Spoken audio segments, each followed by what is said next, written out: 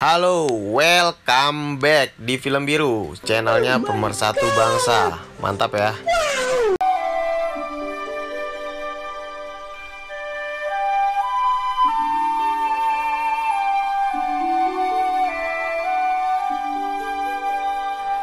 Di awal film, ada seorang pria bernama Rain. Rain ini berprofesi sebagai seorang fotografer profesional. Rain ini bisa dikatakanlah pria yang lugu dan juga kurang mengenal dunia malam. Lalu datanglah seorang pria dengan rambut yang disemir putih, berbadan kekar, bernama Don. Don ini adalah sahabatnya Rain, sekaligus rekan kerjanya. Dan juga Don seorang maniak.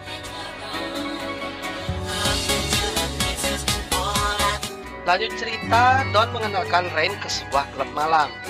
Di sana Rain hanya bisa pelangak-pelongok melihat banyak gadis yang berjoget-joget dengan diiringi dentuman musik. Tak lama kemudian, Rain terkesima dengan seorang gadis yang bernama Summer.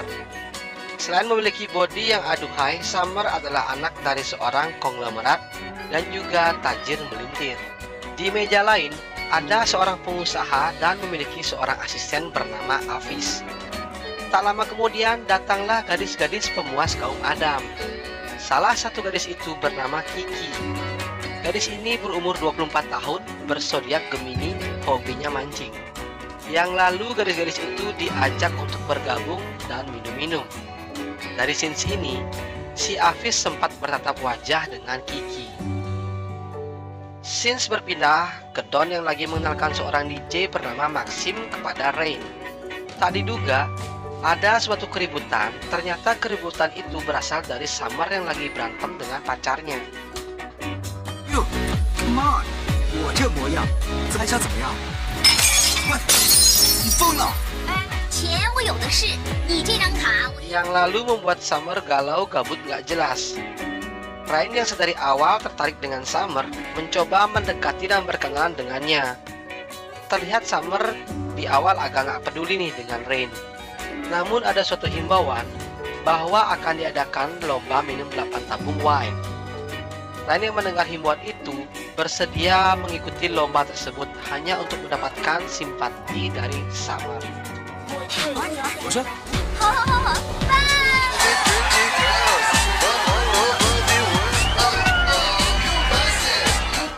Dan akhirnya Rain pun menjadi pemenang dan mendapatkan satu botol minuman halus.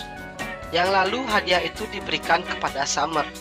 Sontak membuat hati Summer kelinyaran. Namun tiba-tiba datanglah Don yang mengajak Rain untuk berkenalan dengan para gadis. Tetapi Rain nampak tidak tertarik nih dengan gadis-gadis itu. Tak lama kemudian, Summer dengan teman-temannya akan pergi pulang. Rain yang melihat itu lantas mengejar Summer hingga ke depan lift. Enggak patah semangat, Rain mengejar Summer melewati tangga darurat. Hingga sampailah di lobi. Rain yang ingin meminta nomor HP Summer sempat digebuki para security. Karena melihat ketulusan hati Rain, Summer memberikan nomor HP-nya dan Rain pun lanjut duduk sambil senyum. Di tempat lain, Mbak Maxim lagi menegangkan badannya yang pegal-pegal sambil menikmati sebatang linting. Tak diduga ada seorang polisi India yang namanya tidak disebutkan di film ini, kita sebut saja Thakur, lagi memantau bohainya bodi Maxim. Lalu Maxim yang tahu lagi dipantau langsung merubah posenya yang membuat diri saya sendiri menjadi merinding.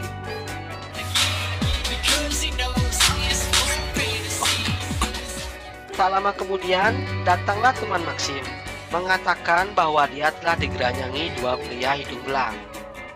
Yang lalu Maxim dengan temannya menghajar dua pria hidung belang itu. Tuan Thakur yang melihat kejadian itu tentu saja tidak tinggal diam, yang langsung melerai perkelahian ini. Dari scenes ini, Tuan Thakur sudah terlihat ada jentik-jentik asmara dengan Maxim. 1 minggu kemudian, Rain yang sudah sukses mendapatkan nomor HP Summer lalu mengajaknya ke sebuah bioskop. Terlihat kedua insan manusia ini sedang dilanda mabuk asmara. Yang lalu mereka mengadu ilmu kanuragan di sebuah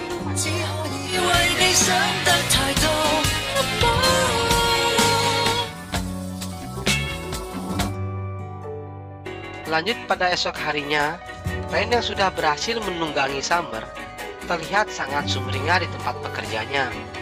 Tak lama kemudian datanglah pujaan hatinya membawakan kue bolu. Di sana Summer mengatakan ia ingin mengetahui kamar Rain.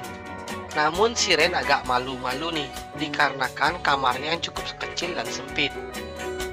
Sesampainya di kamar, di sana mereka mengungkapkan perasaan masing-masing.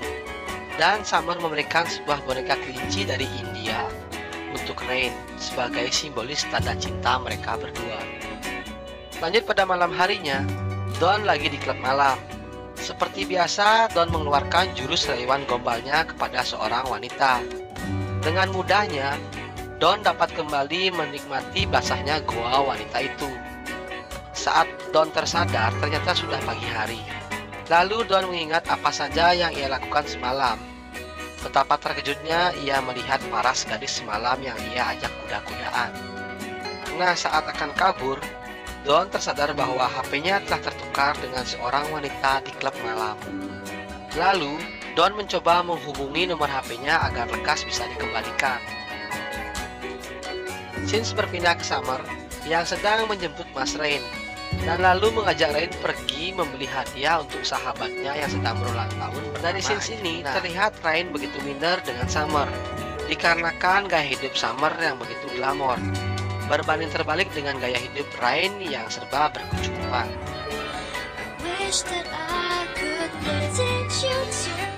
Lanjut cerita, mereka menemui Angelina di klub malam itu, dan bertemulah dengan teman-teman Summer yang juga notabene-nya kalangan orang mampu, sehingga membentuk partikel-partikel di pemikiran Rain bahwa ia tidak sepadan dengan Summer. Di tempat lain, Don yang sedang melancarkan aksinya merayu seorang wanita dikejutkan dengan sebuah pesan masuk. Ternyata pesan itu berasal dari wanita yang memegang HP-nya. Lalu Don pun berkenalan dengan wanita misterius itu. Seperti halnya kita yang lagi PDKT-an, mereka saling mengirim foto. Usut punya usut, wanita itu bernama Siri. Tak lama kemudian datanglah dua kunyuk-kunyuk yang nyinyir dan juga belagu membeli 10 botol wine untuk hadiah Angelina. Mereka nyinyirin si Rain bahwa tidak mampu membelikan hadiah apa-apa untuk Angelina. Rain yang tidak ingin direndahkan dan diremehkan membelikan 1 botol wine untuk Angelina. Dikarenakan keuangan Rain yang di bawah rata-rata, lalu terkejutlah melihat harga wine itu, lalu meminjam uang kepada Don. Tak diduga, datanglah polisi India ke klub itu, dan musik pun dihentikan, sehingga terdengarlah perkataan Rain yang meminjam uang kepada Don. Lalu Rain pun dipermalukan dan ditertawakan. Maksud kedatangan polisi India ternyata adanya pengecekan kibom. Lalu bertemulah si Tuan Takur dengan Maxim dan memberikan sebuah lipatan uang berbentuk bintang kepada Maxim. Dari scenes ini terlihat adanya percikan-percikan api cinta di antara mereka berdua. Singkat cerita, Rain mengantarkan Summer pulang ke rumahnya. Lalu bertemulah dengan seorang pria parubaya bernama Mark. Beliau adalah ayah dari Summer. Terlihat Mark ini tidak suka dengan kehadiran Rain. Lalu Afis mengantarkan Kiki ke sebuah penginapan untuk beristirahat. Di sana mereka saling berkenalan dan Afis menanyakan kepada Kiki mengapa bekerja sebagai itu. Kiki menjawab ia terpaksa melakoni pekerjaan ini dikarenakan harus merawat ayahnya yang terkena penyakit kanker. Dan akhirnya Afis memberikan sejumlah uang untuk Kiki dan lalu pergi meninggalkannya. Sungguh dermawan. Pada esok harinya, Rain didatangi oleh Mark dan diminta untuk masuk ke dalam mobil. Ternyata Mark mengatakan agar Rain segera menjauhi Summer atau ia akan dihentikan dari pekerjaannya. Dan Rain diberikan sebuah cek agar mau melupakan Summer. Lanjut cerita, Rain yang sudah pusing 7 keliling ternyata didatangi gadis pujaan hatinya. Summer mengatakan akan tinggal di sana selamanya bersama Rain.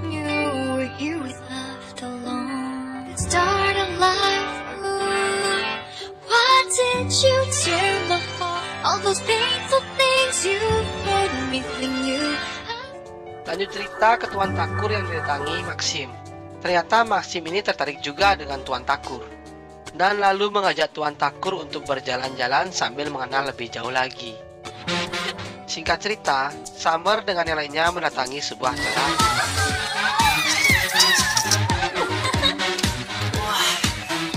Ternyata, si Don sudah janjian dengan wanita misterius itu. Karena saking lamanya menunggu wanita itu, Don yang notabene-nya penggila wanita sampai bisa teleponan sembari batang lilinnya digulung-gulung dengan seorang wanita. Nah, saat akan keluar dari ruangan, nampaklah seorang gadis berbaju putih. Ya, gadis inilah yang kita tunggu-tunggu bernama Siri. Dia juga adalah seorang gadis maniak yang hobinya kuda-kudaan di tempat umum, yang lalu menarik baju Don dan memaksa Don untuk kuda-kudaan di lapangan.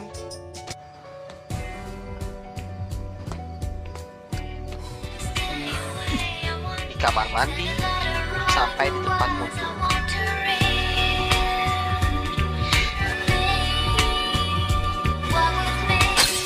Pada esok harinya, Summer dengan Rain lagi merencanakan untuk membeli sebuah rumah. Namun karena Summer dengan Rain sekarang lagi nggak punya duit, 我一定不 ia 能。 merencanakan membeli rumah itu tahun depan. Tak lama kemudian, Rain ada panggilan telepon masuk, mengatakan bahwa Rain diberhentikan sementara di tempat kerjanya. Summer yang mengetahui masalah ini akibat dari kedekatannya dengan Rain, lalu mendatangi kantor ayahnya. Ternyata mantannya dulu itu adalah karyawan dari usaha ayahnya. Lalu mantannya itu merencanakan mengajak Summer ke sebuah klub untuk membicarakan sebuah usaha properti. Pada malam harinya, Summer sudah bertemu dengan bos-bos properti itu. Di sana Summer diberi cukup banyak minuman sehingga membuat dirinya hamsyong. Lalu Summer mencoba menelepon Rain yang sedang bekerja.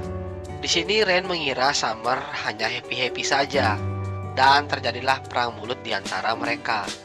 Ternyata iming-iming bisnis itu hanyalah kebohongan dari mantannya. Ia sengaja membuat Summer mabuk dan membawa pergi ke sebuah penginapan. Tak diduga, dilihatlah oleh Maxim yang langsung menelepon Rain. Tanpa pikir panjang, Rain langsung ke klub itu dengan menumpang sebuah taksi. Namun di sini kalah cepat dengan mantannya yang sudah berhasil membondong Mbak Summer ke penginapan. Dan lalu saat mantannya itu akan melancarkan aksinya, ternyata Summer tersadar. Dan saat akan melawan, tidak sengaja kepala Summer kejedot sebuah meja. Mantannya meninggalkan Summer begitu saja. Singkat cerita, Summer sudah di puskesmas. Begitu terkejutnya Rain melihat ayahnya Summer sudah berdiri di depan pintu masuk. Dengan langkah yang berat, Rain mencoba menanyakan bagaimana keadaan Summer. Namun bukan jawaban yang diterima. Lalu Rain masuk ke dalam sebuah kamar. Melihatlah Summer yang sudah lemas, terkulai lemah tak berdaya. Ternyata Summer mengalami keguguran. Sontak membuat hati Rain hancur berkeping-keping dan Rain pun kecewa dengan Summer. Lanjut cerita, pada malam hari, Rain dengan kawan-kawan melibas mantannya itu untuk balas dendam. Namun saat akan kabur, Maxim dilihat oleh Tuan Takur. Nah, saat melarikan diri, ternyata mereka semua sudah diringkus oleh aparat. Namun di sini Maxim menganggap tidak ada keadilan untuk kami, sehingga membuat Maxim salah paham dengan Tuan Takur. Usut punya usut, ternyata Tuan Takur mengatakan tidak melihat apa-apa dari kasus pengebukan tersebut, sehingga Maxim dan kawan-kawan pun dibebaskan. Singkat cerita, Summer menemui Rain untuk meminta maaf. Namun Rain enggan untuk memaafkan Summer, karena Rain menganggap Summer ini adalah gadis yang sukanya happy-happy saja, sehingga harus kehilangan buah hatinya. Dan Rain pun pergi berlari meninggalkan Summer. 对不起，对不起，他喝醉了。你听我说，喂，喂，你说句话，我以后不想见到你。 好，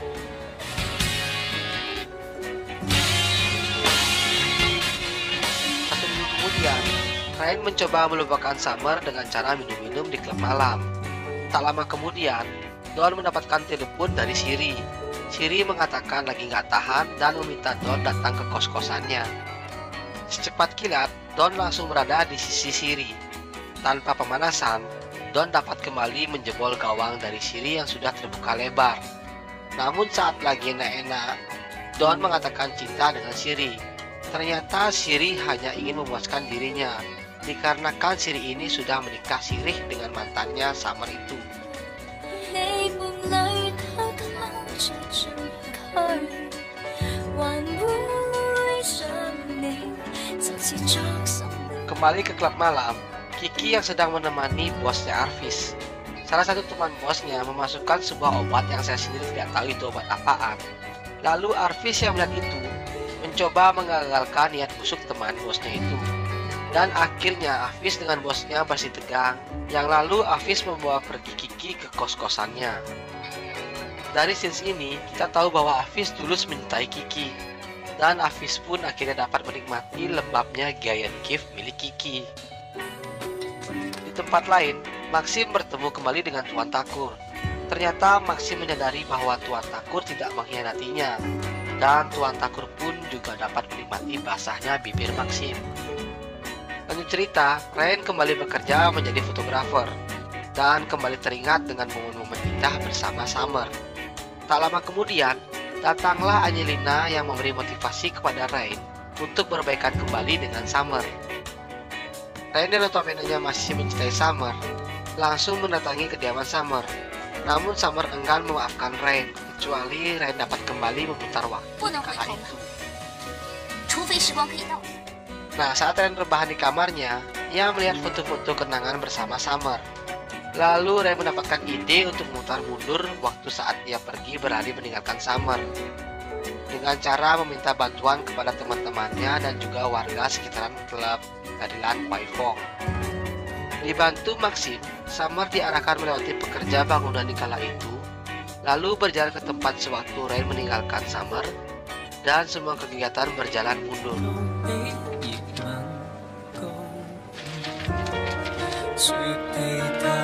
哦，快到了，快到了，你再等我一下啊！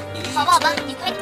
浪漫去平承受起，共你親到是盡頭，別似親人般共老朋友手拖手，已經戀，就算擁抱堅持，難道及從前講？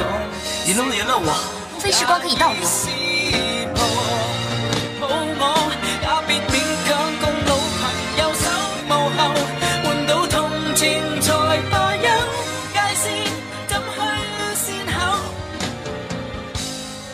我尽力做这件事。 Lalu Rain melamar Summer.